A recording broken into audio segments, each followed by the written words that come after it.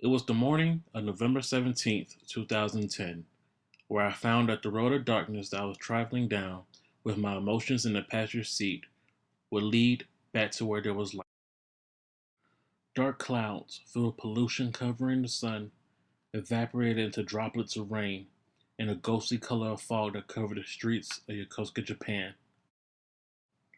Tiny red pills engraved with three C's and a plastic bottle filled with green toxic called NyQuil were inserted into my body for all the wrong reasons. It was my farewell to the world. I was failing school, and everybody close to me was tired of being around me. 7:25 in the morning, time for school, and the countdown began.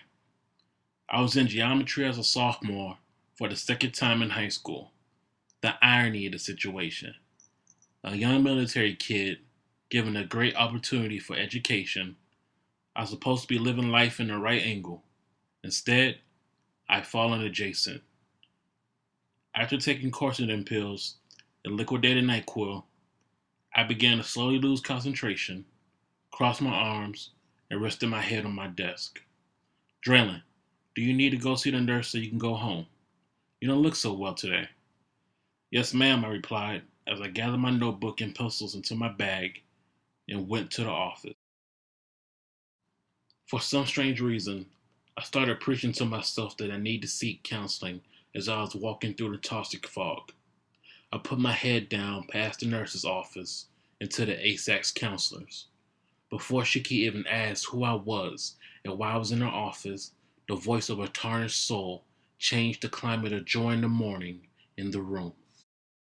I swallowed three quercetin pills and half a bottle of NyQuil. I'm past the stage of contemplating suicide. My name is Draylen Adams and I need help. She closed the door behind me, gently placed her hand on my shoulder, and told me to take a seat. I lowered my backpack, took a seat with my head down in regret and sorrow as she pulled out a folder of forms for me to fill out. The room was cold. The lights were off. Only light available was daylight or lack thereof on this day. Chills going up and down my spine. I could feel my soul on its way out of my temple. This is the moment I've been waiting for. Mr. Adams, I usually have students fill out these forms before I speak to them one on one. However, this is a more serious situation. I think we can wait till after for you to fill out this paperwork.